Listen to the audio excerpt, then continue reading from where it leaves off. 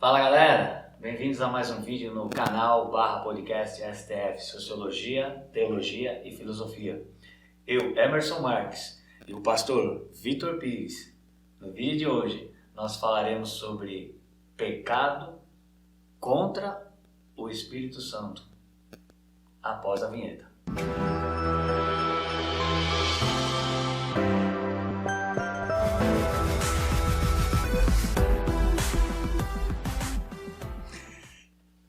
Pastor, primeiro, a gente pode falar o que é pecado. Pecado é aquilo que desagrada a Deus. Vamos entender primeiro o pecado. Depois A gente avança. Avança para o Espírito. Legal. Pecado, por definição teológica, é a transgressão da lei. Então, Deus, sendo sábio e amoroso, ele entregou ao homem leis, regras. As mais famosas e conhecidas inicialmente são os 10 mandamentos entregues ali para Moisés. Então, quando se peca, você está ferindo a lei, o código de Deus. Dito isso, nós temos sim inúmeros exemplos de erro, de pecado. Tá? O que é importante que fique claro, acima dos vários tipos de pecado, é que pecado é pecado. Então Deus não faz distinção entre pecadinho e pecadão. A pessoa que roubou um clips da empresa, uma caneta Bic da empresa e outra que roubou um banco, não é que essa roubou é um pecadinho, outra roubou é um pecadão. É pecado. A consequência do pecado é que é diferente e vai mudar. Mas pecado, então, por definição teológica, é a transgressão. É quando você não cumpre a lei, quando você sai da rota, você sai do caminho.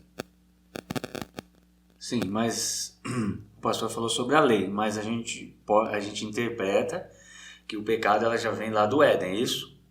Não necessariamente as leis. Porque quando a gente fala lei, as pessoas podem pensar nos 10 mandamentos. Sim, como citei. Mas, se citarmos de uma maneira mais ampla, considerando a história, temos, sei lá, o Código de Hammurabi. Olho por olho, dente por dente.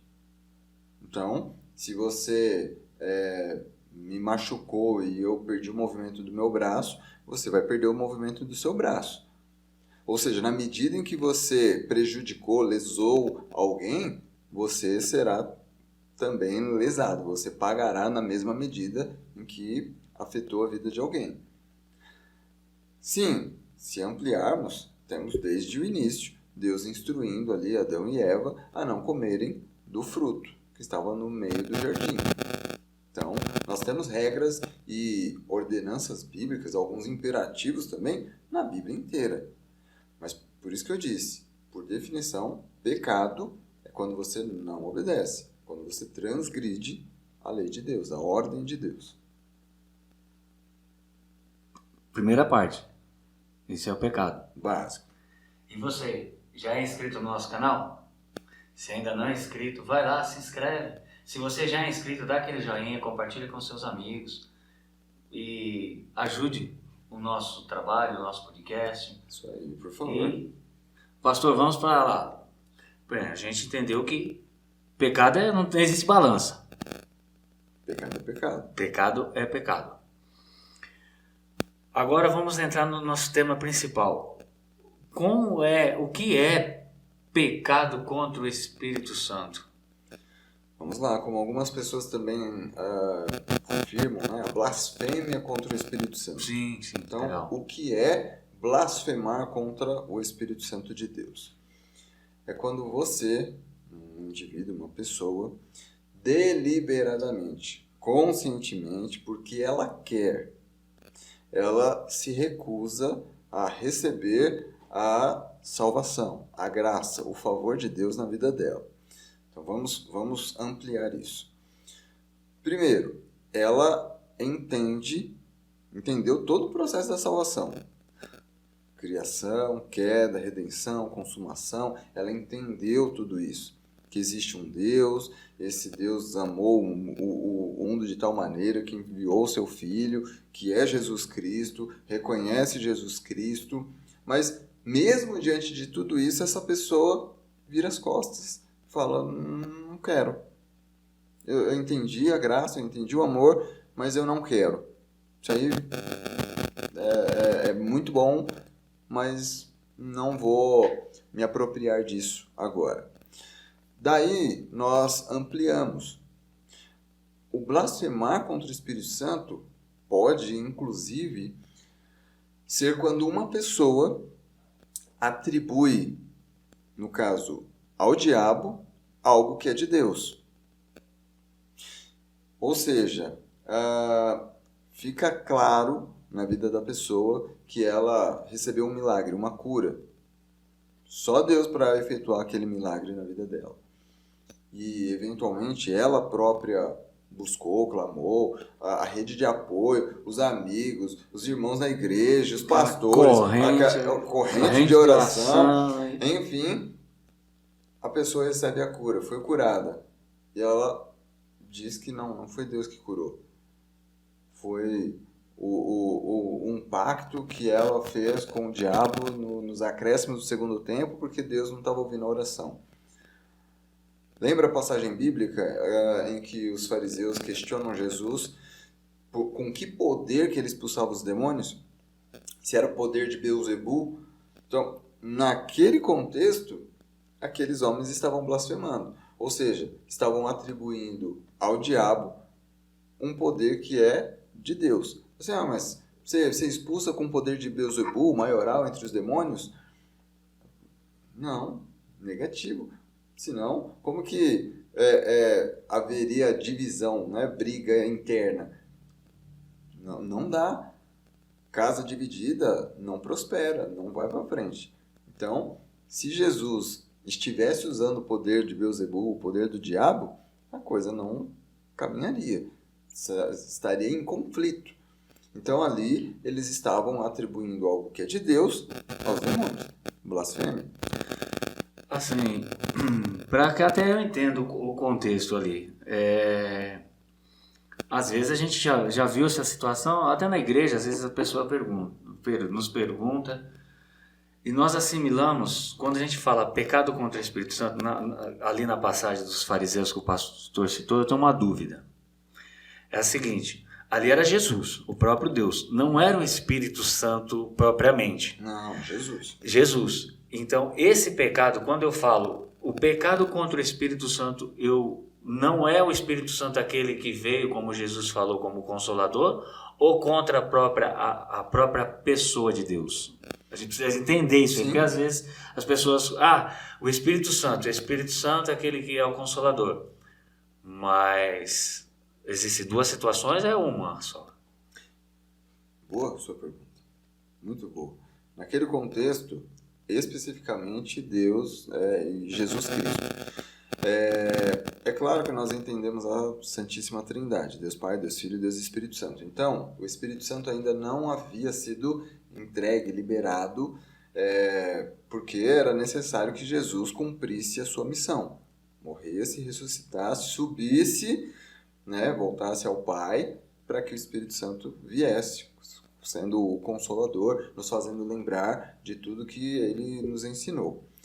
Então, a blasfêmia ali é uma blasfêmia direta contra Deus, contra a pessoa, a divindade de Jesus Cristo. Jesus, sim. Tá? Então, muito boa a sua pergunta. E aí, note, a pessoa ela pode ter dúvidas. Da mesma forma que não pode falar o nome de Deus em vão. Tá, mas o que é falar o nome de Deus em vão? Ai, meu Deus! A pessoa levou um acidente, sofreu um acidente, ou escapou por pouco de se acidentar aí dirigindo. Sim. Ou levou um susto, em casa, alguma coisa apareceu, uma barata, um barulho. Ai, meu Deus! Pronto, blasfemou? A pessoa disse o nome de Deus em vão? É assim? Não é assim. Então, nós precisamos realmente colocar os pingos nos is e esclarecer. De maneira geral, há um consenso que, se você tem dúvidas se blasfemou ou não contra o Espírito Santo, via de regra porque você não blasfemou. Ainda há em você temor. Dúvida. Ainda há em você um zelo, uma preocupação com a santidade, com a pessoa, né, a divindade de Cristo, de Deus e etc. Agora, como eu disse inicialmente, se deliberadamente, se eu, por conta própria, conscientemente, rejeito a Deus, rejeito a Cristo, rejeito o Espírito Santo, rejeito a graça, rejeito tudo, eu estou blasfemando contra o Espírito Santo, contra Deus, contra a Trindade inteira, contra tudo. Estou dizendo que eu entendo... Sou um ateu. É tudo muito bom, mas eu não quero viver isso. Sim. Eu sigo por conta e risco, sabe? E quando, só para que fique claro, quando alguém bate no peito e afirma, eu vou viver por conta e risco, eu me basto, eu garanto, na verdade nós sabemos que existem apenas dois caminhos, ou céu ou inferno, ou Deus ou o diabo. Então, se a pessoa não está sendo guiada e conduzida por Deus, naturalmente ela será conduzida pelo diabo, que veio para matar, roubar e destruir. E nesse caso, nesse exemplo, está cumprindo muito bem o seu papel de destruir aquela vida, de enganar aquela vida. Por exemplo, a gente fala sobre o juramento, não jurar em vão. Eu posso entender isso também como uma blasfêmia? Porque não jureis, né? A palavra diz, né? Eu não vou lembrar o contexto, mas não jureis em vão, por Deus e tal. Porque às vezes, eu já me peguei nisso. Às vezes quando você é muito desafiado, não sei se o pastor já passou por isso, e às vezes eu passo, juro por Deus, cara, juro por Deus, olha que eu juro, mas parece que... Porque você se sente desafiado, né? A sua honra ou a sua palavra ali está em jogo, né? Sim, então você coloca o nome de Deus, juro por Deus. Exato. Estou pecando? Vamos só deixar claro, a Bíblia nos ensina que você não deve jurar nem pelo céu nem pela terra, porque você não é senhor do céu e da terra, você não manda em nada, você não pode nada. Eu entendo essa linguagem secular, rotineira, quando nós usamos o nome de Deus para trazer ali uma credibilidade, e aí nós teríamos que ampliar a discussão, Sim. porque é uma questão histórica e social. Você o faz porque, na verdade, a palavra das pessoas perdeu valor. Hoje está tudo muito líquido, sociedade líquida. Então, hoje você fala, mas não vale nada, exato. Zygmunt Bauman. Mas, assim, você falou, mas você falando em nada é a mesma coisa. Aí você fala, não, pera lá, eu juro por Deus. Ou, calma lá. Então, ela está recorrendo, né, para realmente afirmar e dizer que aquilo é verdade, que ela vai cumprir aquilo que, enfim, aconteceu daquela forma e etc. É um problema histórico, social, espiritual. Nós temos que fazer esse tipo de coisa, tá? E eu não poderia, né, conscientemente jurar por Deus. É como se eu estivesse numa posição de superioridade a Deus, de colocar Deus como... esqueci o nome da palavra, penhor ali. Não, Deus é a garantia de que eu estou falando a verdade. Ou seja, eu estou acima de Deus e uso o nome de Deus como garantia. Se o que eu estou dizendo não for verdadeiro, então eu entrego Deus. Então, tá tudo certo. Eu passei por uma experiência, acho que faz uma semana, quase 2 semanas, assim. Teve um processo lá no setor de serviço lá, a gente está um processo na produção, e aí eu falei pro cara, olha, eu deixei ali, o cara falou assim, não tá ali, eu falei, mas eu deixei ali, aí ficou aquela, não tá. Ele falou, então jura por Deus pra mim, jura por... Não, ele falou assim, jura pra mim que você deixou ali. Eu falei, cara, Se eu tô falando a minha palavra, meu, eu realmente deixei ali. Aí depois a gente foi ver que um outro cara chegou do nada, que não sabia o que estava acontecendo, tirou o palete dali e levou embora. Mas ele falou pra mim, você jura pra mim? Eu falei, juro, cara, dou minha palavra pra você. Aí entrou a questão, depois eu fiquei pensando, E algumas, mal. é que nós estamos discutindo, né, sociologia, teologia e filosofia. Sim. Mas no dia a dia algumas pessoas acabam jurando pela mãe, pelo filho, pela filha. Eu juro pelo meu filho. De novo, é a mesma questão. Eu entregaria meu filho à morte se o que eu estou falando não é verdade. Entende? Então, é muito pesado, é muito sério.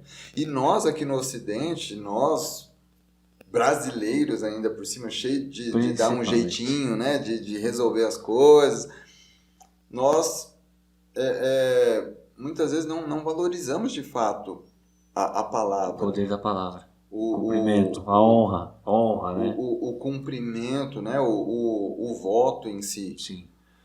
Isso é, infelizmente, muito sério e aponta um erro gravíssimo da nossa história. Vamos lá. Olha que interessante. Se eu não tenho autonomia, se eu não tenho credibilidade para falar algo e ser respeitado, ser aceito por que eu estou dizendo, quem eu sou? Quem sou eu na fila do pão? O que eu estou fazendo? Sabe? Então, reforça mais uma vez o nosso caminho de cristãos. De sermos santos, de sermos idôneos, de termos uma única palavra, como a Bíblia nos ensina, se ensina ou não. Não, ele falou que ia fazer, então pode ficar tranquilo que ele vai fazer. Sim. Sabe? Ah, na rua. Poxa, ó o Vitor. Conhece o Vitor? Conheço. É que me disseram que ele estava roubando, não sei o quê. Enganaram, confundiram, estão te zoando. O Vitor dessa rua, não. Então, assim, a gente tem esse tipo de honra, de nome, de credibilidade entre os nossos conhecidos. Assim, não, qualquer um, menos o Emerson. O Emerson jamais. Sabe? É sociologia em ação. Mas assim, voltando à questão lá do Espírito Santo, o pastor, por exemplo, o pastor falou no início que se a pessoa não aceitou, claro, vai entrar num outro assunto que é plano de salvação, mas às vezes a pessoa não aceitou porque não tá no plano da salvação. Mas se ela falar mal e depois voltar atrás, porque existem muitas essas dúvidas, porque as pessoas falam assim, não existe perdão contra o Espírito Santo, não existe perdão para o pecado contra o Espírito Santo. Para o pecado contra o Espírito Santo. Tem essa expressão, sim. Mas e aí? Se a pessoa, hoje eu estou aqui, não, eu não acredito em Deus, que Espírito Santo, o que é aquilo ali? Aquilo ali não, é um teatro, né? Infelizmente hoje tem algumas situações que as pessoas, isso é um teatro, não tem Deus aí, enfim, não tem nada tal. A pessoa pecou totalmente contra a Trindade, né? Ela falou do Espírito Santo, ela não falou de Jesus, falou de Deus e tal. E aí, como é que fica essa situação da pessoa? Eu vejo assim, Emerson, a pessoa, nesse exemplo, eu acredito que ela estava cega, estava sendo enganada. Então, ela estava sendo enganada e por isso ela realmente falou, realmente ela foi contra. A mesma coisa, você pega dois times de futebol, um é contra o outro, um fala mal do outro, de repente um muda de time. É estranho mudar de time. Não, mudou de time. E agora vai defender esse e naturalmente vai falar mal do outro, vai contra o outro. Por isso que eu disse que é comum entre os estudiosos e alguns pastores aí. Se existe dúvida, significa que ainda existe temor. A pessoa ainda se preocupa. E aí, só para finalizar o raciocínio, nesse caso hipotético que você apresentou, entendo que a pessoa estava sobre agir maligno, sobre engano, e aí realmente ela proferiu palavras de ofensa contra Deus, mas a partir do momento que o Espírito Santo de Deus abriu os olhos dela, e aí ela entendeu, ela reconheceu, ela clamou o perdão de Deus, ela receberá o perdão de Deus, tá? Então, é assim que eu entendo. Sim. A blasfêmia contra o Espírito Santo, a meu ver, precisa ser algo muito escancarado, muito consciente. A pessoa realmente, ela sabe o que ela está fazendo, ela está indo contra. Parece, inclusive, fazer uma comparação chula, assim, quando um filho quer provocar o pai, quer pegar na ferida do pai. Não foi você. É mentira! Sabe? Às vezes, numa conversa do pai e da mãe, o filho vai e fala, mentira, meu pai não fez isso não falou isso não. Ou um aluno qualquer, numa sala de aula, duvidando do professor. Fala assim, não, professor, isso aí tá errado. Não, professor, você não fez isso não. Como não? Estou falando que fiz. Sabe? Então, é algo intencional, consciente. Ir contra, falar, né, contra a graça, contra o agir de Deus. Nós podemos olhar alguns exemplos bíblicos, né? Por exemplo, Paulo, Pedro. Paulo, por exemplo, ele falava mal de Jesus, ele perseguiu os cristãos. E matava os cristãos. Então, assim, para nós finalizarmos aqui a última pergunta, isso está mais propício, esse pecar contra o Espírito Santo, quem conhece Deus do que quem não conhece? Por exemplo, nós temos no nosso meio, no meio evangélico, cristão, protestante, ou o nome que queiram dar, né, surgem tantos nomes. Aquilo não é Espírito Santo. Porque alguns, não vamos, é outro assunto também, mas o pastor sabe onde eu quero chegar. Alguns falam, não, o Espírito Santo não age mais, o Espírito Santo não age, tal. E às vezes a gente acaba, como o pastor falou, às vezes a gente acaba atribuindo uma coisa que é de Deus ao inimigo das nossas almas, como a Bíblia diz.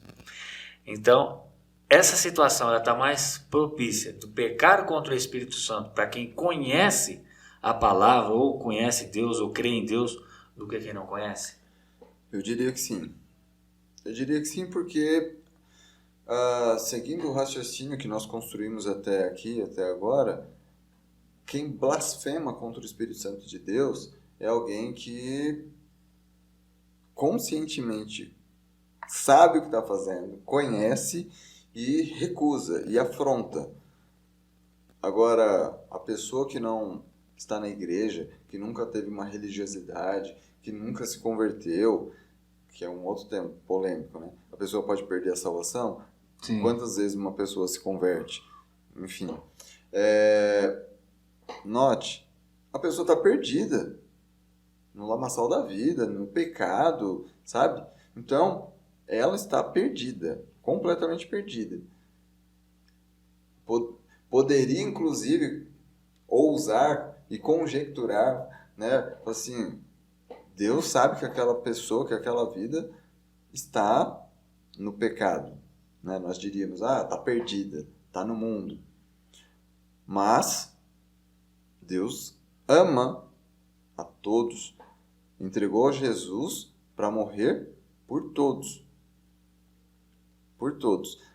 Da mesma forma que nós devemos fazer. Nós não devemos amar o pecado, e sim o pecador. Nós devemos amar as pessoas. Sim. E não passar a mão, não o pecado. Então, nesse sentido, é como se, vou tomar a liberdade aqui de dizer, é como se Deus ignorasse, né, os pecados, a bobeira que aquela pessoa está dizendo, está falando. Porque ela está perdida. Ela não sabe de nada, não sabe o que está fazendo, não sabe onde está, não sabe para onde vai, não sabe de nada, está perdida. Precisa ouvir o Evangelho, precisa ser salva. Diferente de alguém que já ouviu o Evangelho, já está dentro da igreja, já foi salvo e recusa, chuta tudo isso. Já se batizou, tudo. Por isso que eu diria que sim, muito mais fácil para alguém que conhece, que já teve uma experiência com Deus, com o Evangelho, com a palavra, do que alguém que não. Que não conhece. É isso aí, pessoal. Gostou do assunto? Legal, né? Ó, não deixe de se inscrever, não deixe de curtir. Se quiser fazer uma pergunta, se quiser fazer algum comentário, fique à vontade. Deixe a sua perguntinha lá, faça o seu comentário. É isso aí. Até um próximo vídeo, porque o conhecimento Te liberta.